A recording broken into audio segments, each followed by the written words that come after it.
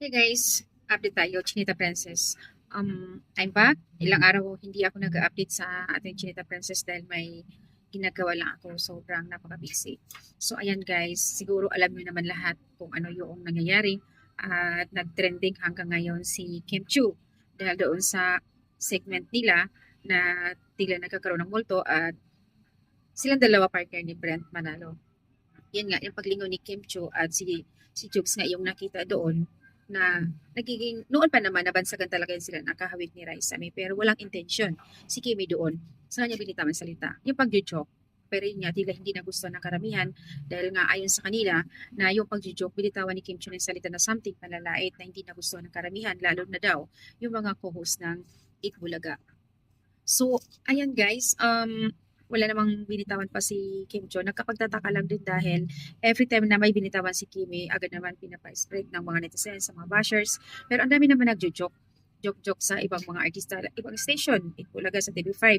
Nagjo-joke naman sila minsan, ginagamit ang binabanggit ang pangalan ni Vice kung sino-sino mga artista, pero wala naman nagre-react. Pero bakit kung pagdating kay Kim Chu, kunting kimbot, kunting bitawan ng salita, agad naman pinapa-spread nila.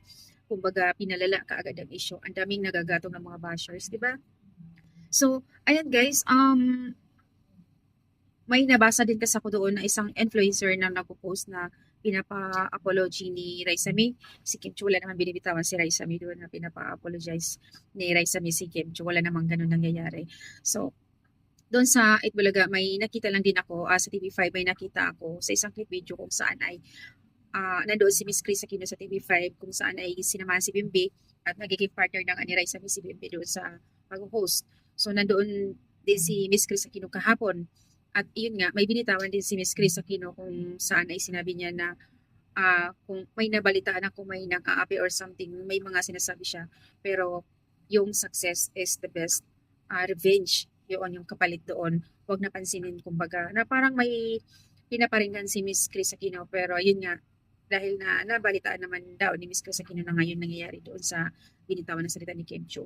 Pero guys, sana magiging okay ang lahat. Nakapagtataka lang din dahil yun nga, every time na may mga binibitawan si Kim, ang bilis. Ang bilis binabash ka agad, no? Iba nga, katatapos lang ng issue ni Kim nung kumakailan lang. Tapos, eto na naman ngayon. Basta, kunting kimbot lang, kunting bitawan lang ni Kim ng salita, agad naman binabash ka agad nila.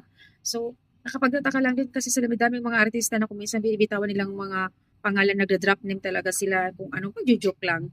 Wala namang intention si Kimi doon. So, okay, sa kanyang update guys, kay Reza May and Kim Chuman, sana magiging okay ang lahat.